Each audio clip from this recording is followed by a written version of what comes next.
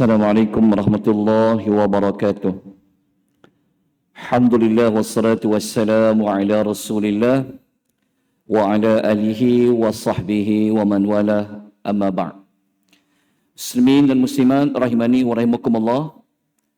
Alhamdulillah, syukur kepada Allah. Pagi ini Allah himpunkan kita, Allah temukan kita berada dalam majlis ilmu tadabbur 20 minit insya-Allah surah Al-Insyiqaq. Baik, surah Al-Insyiqaq kita dah sampai ayat yang ke-19. Jadi pagi ini kita akan selesaikan beberapa lagi baki ayat 20 sehinggalah ayat yang ke-25 insya-Allah. Yang mana ayat-ayat yang kita akan bacakan pada pagi ini adalah penutup bagi segmen surah Al-Insyiqaq. A'udzu billahi minasy syaithanir rajim.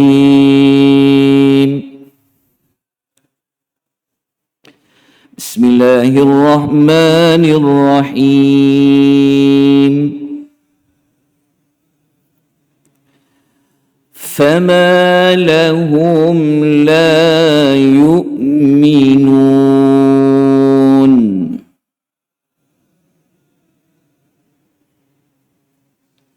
Okey, terjemahan ayat, mengapa mereka tidak mahu beriman? Okey, ini adalah persoalan yang berbentuk Allah mengingkari orang-orang di zaman Nabi SAW yang tidak mahu beriman. Okey, kenapa Allah bertanya pada konteks ayat ini?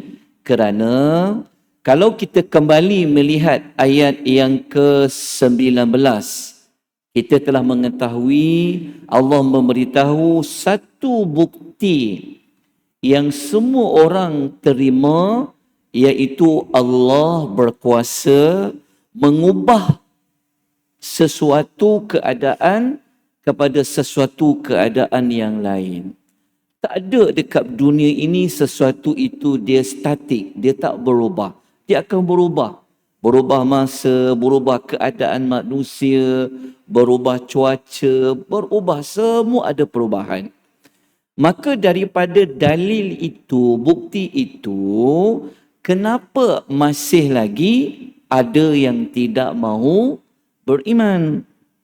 Beriman di sini, kata Imam Ibnu Katsir, apakah penghalang yang menyebabkan mereka tidak mahu mengesakan Allah? Apa penghalang yang menyebabkan tak nak beriman kepada Rasulnya? Kenapa tak nak terima Nabi SAW itu adalah utusan Allah? Apa sebab? Dan apa sebab tak nak mempercayai adanya hari akhirat? Jadi persoalan ini juga sebenarnya pernah dikemukakan dalam surah An-Nisa ayat 39. Allah Ta'ala pernah bertanya kepada mereka, wa madza alaihim law amanu billahi wal yaumil akhir, dan apakah kerugian yang akan menimpa mereka jika mereka beriman kepada Allah dan hari akhirat dan belanja ke sebahagian harta. Maknanya Allah mengatakan, rugi apa? Apa kerugian korang tanggung kalau beriman kepada Allah dan Rasul, percaya hari akhirat? Ada rugi apa-apa? Jadi inilah pengekaran Allah Subhanahu Wa Taala terhadap tindakan mereka yang tidak mahu beriman. Ayat 21, Allah Ta'ala bertanya lagi kepada mereka, وَإِذَا قُرِئَ عَلَيْهِمُ الْقُرْآنُ لَا يَسْجُدُونَ.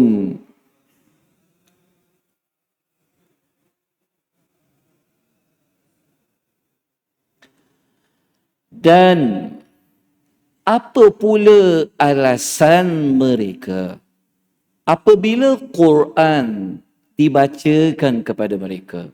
Nabi bacakan ayat-ayat Al-Quran kepada mereka. Allah kata, apa alasan lagi yang mereka nak beri? Kenapa mereka tidak mahu taat dan sujud? Apa maksud kenapa mereka tidak mahu sujud? Kata Al-Imam Ibn Kathir, mengapa ketika dibacakan kepada mereka ayat-ayat Quran, firman-firman Allah, mereka tidak mahu bersujud untuk memberikan pengagungan dan penghormatan. Orang dulu ni, kalau mereka dengar suatu benda yang menakjubkan, yang mereka rasa takjub, mereka akan sujud hormat. Tapi kenapa ni ayat Quran ni, ayat Allah ni, firman Allah ni, Nabi SAW bacakan, sedangkan Quran itu agung, kenapa tak nak sujud, memberikan penghormatan? Kenapa tak nak ikut? Kenapa tidak mahu taat? Apa lagi alasan yang mereka nak berikan?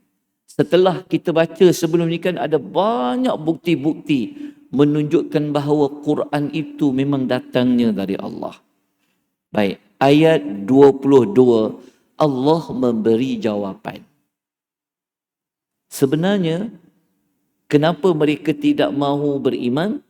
Kenapa mereka tidak mahu menerima isi kandungan Quran? Ayat 22. Balil ladzina kafaru yukadzibun.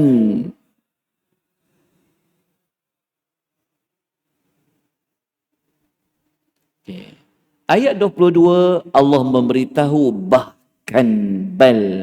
bahkan orang kafir itu selalu mendustakannya semata-mata. Maknanya Allah memberitahu jawapan, sebenarnya kalian semua ni tak ada alasan apa pun. Tetapi alasan yang paling besar, sebab memang sikap tabiat korang memang tidak mahu menerima, membenarkan istilah yang dalam ayat ini mendustakan. Cuma mereka mereka tak mahu menerima kebenaran Rasul itu utusan Allah. Mereka tidak mahu menerima kebenaran Al-Quran itu adalah wahyu daripada Allah. Maka mereka juga tidak menerima kebenaran adanya hidup selepas mati. Allah kata tak ada satu alasan pun. Jadi ayat ini kata Ibn Kathir, Allah Ta'ala nak menyebutkan di antara watak mereka, memang mereka selalu nak bangkang, nak tolak mana-mana kebenaran. Itulah sebenarnya punca utamanya. Okay. Ayat yang ke-23. Wallahu a'lamu bima yu'un.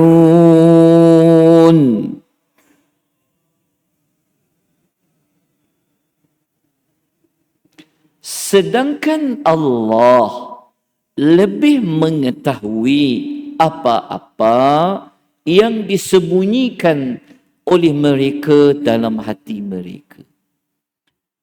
Sebenarnya Allah Ta'ala tahu hati kecil mereka ni sebenarnya kenapa mereka tidak mahu menerima beriman tu. Allah tahu.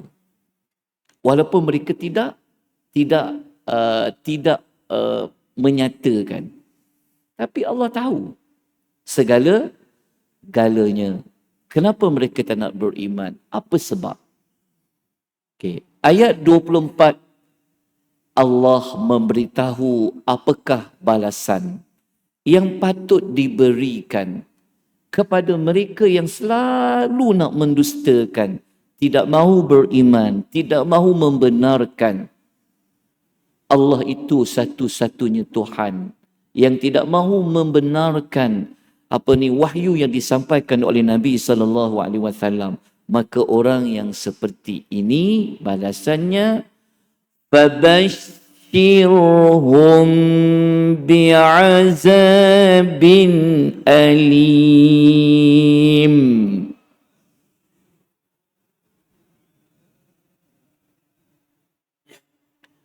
fabashshirhum, maka khabarkanlah kepada mereka berita gembira. Kalau ikut ayat ni, terjemahannya adalah maka sampaikan berita gembira kepada mereka. Tapi berita gembira apa? Bi'azabin, tentang azab alim yang tidak terperi sakitnya. Kenapa Allah gunakan ungkapan fabashshiruhum, berilah khabar gembira, sedangkan tu kan azab? Kenapa guna sampaikan berita gembira dapat azab? Sepatutnya sampaikan berita gembira untuk dapat syurga. Kata Dr. Wahbah Zuhaili dalam Tafsir Al-Munir, ketika ulas ayat ini, beliau menyatakan kalimah al-bisyarah, berita gembira tu, selalunya digunakan untuk berita-berita yang menggembirakan. Tetapi berita dalam ayat ini bukan menggembirakan, tetapi menakutkan, azab yang pedih. Kenapa digunakan? Adalah tujuan untuk menghina mereka. Teknik yang sama Allah pernah gunakan kepada orang munafik. Dalam surah An-Nisa ayat 138, Allah mengatakan, Bashiril, sampaikan khabar gembira, al-munafiqin, kepada orang munafik, bi anna lahum azaban alima, bahawa sesungguhnya mereka akan dapat azab yang pedih. Jadi kalau Allah mula guna sampaikan berita gembira tapi merujuk kepada azab, maka itu sebenarnya satu penghinaan dari Allah kepada manusia-manusia ini. Dan ayat terakhir bagi surah Al-Insyiqaq, Allah Subhanahu wa ta'ala menyebutkan siapa yang selamat daripada azab yang pedih. Illal ladzina amanu wa amilus salihat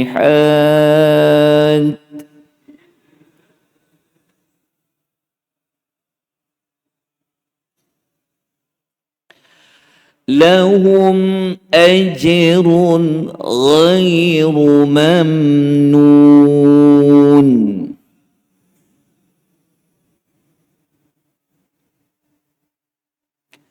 Illa, kecuali, amanu, orang yang telah beriman. Allah kata ada manusia lain, mereka ini tidak mendapat azab yang pedih. Mereka itu siapa? Mereka itu adalah orang yang telah beriman. Beriman, cara dia membenarkan. Orang tak beriman ni, cara dia mendustakan, tak percaya. Maka orang beriman ni, dia ada sifat percaya bahawa Allah itu satu-satunya Tuhan. Dia percaya dengan yakin Muhammad ini adalah utusan Allah.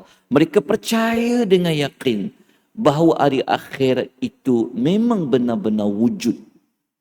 Itulah dipanggil orang yang beriman terhadap 6 rukun iman. Bukan sekadar beriman, mereka juga buat amal-amal salih. Maka 2 ciri manusia ini, lahum, untuk mereka, ajrun, balasan pahala, ghairu mamnun, yang tidak putus-putus. Jadi ayat yang ke-25 ni adalah ayat yang Allah memberitahu bahawasanya tidak ada jalan lain untuk mengelakkan daripada mendapat azab yang pedih, iaitu dengan buat 2 ciri ini. Jadi semoga kita menjadi manusia yang sentiasa tunduk, patuh, buat amal-amal salih.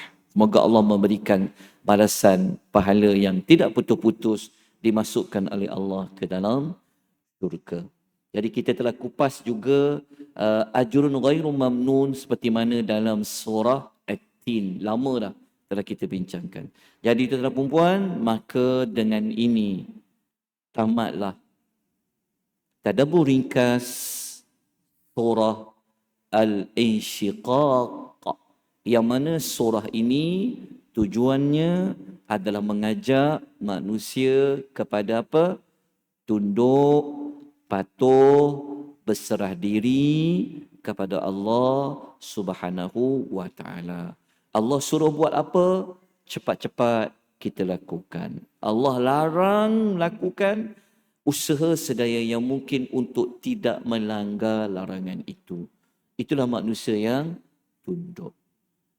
Okay. Apa saja berita yang disampaikan oleh Rasulullah, kita terima, terutama tentang hari kiamat. Baik, nanti kita akan bincangkan pula surah yang baru pada hari yang berikutnya insya-Allah. Kita terus ke surah At-Takwir. Walaupun susunannya sebelum Al-Insyiqaq Al-Mutaffifin, tapi kita terus At-Takwir, lepas tu masuk Al-Infithar. Sebab kita nak dapatkan maklumat yang lebih lengkap macam mana kiamat itu dia berlaku. Sebab tu Nabi pesan dalam hadis yang sahih, kalau kita nak dapat gambaran macam mana kejadian kiamat tu berlaku, kena buat 3 kajian bagi 3 surah.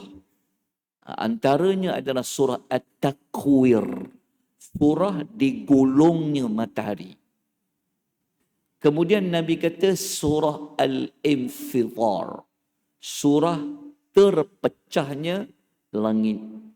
Dan termasuk surah Al-Insyiqaq. So apabila kita selesai 3 surah ni, insya-Allah kita akan dapat gambaran yang sebenar, gambaran yang lengkap macam manakah permulaan kiamat itu dan peristiwa-peristiwa di hari kiamat. Cuma dalam surah Al-Insyiqaq kita jumpa sikit je. Langit terbelah, bumi keluarkan isi-isi dia. Kita cuma terus Allah bawa kepada tajuk apa? Dapat buku amal sama ada tangan kanan ataupun tangan kiri. Nanti waktu kita belajar 2 surah lain tu, insya-Allah kita akan dapat maklumat yang lengkap. Baik tuan-tuan dan puan, kita jumpa hari yang berikutnya insya-Allah. Terima kasih banyak-banyak. Jazakumullahu khaira atas penglibatan tuan-tuan dan puan. Semoga Allah memberikan rahmat, memberikan ganjaran. Semoga Allah menerima usaha kita yang sedikit ini sebagai amal-amal salih. Rabbi zidna ilma. Allahumma inna nas'aluka ilman nafi'a wa rizqan tayyiba wa amalan mutaqabbala. Kita tutup dengan tasbih penghapus dosa. Subhanakallahumma wa bihamdika asyhadu an la ilaha illa anta astaghfiruka wa atubu ilaik.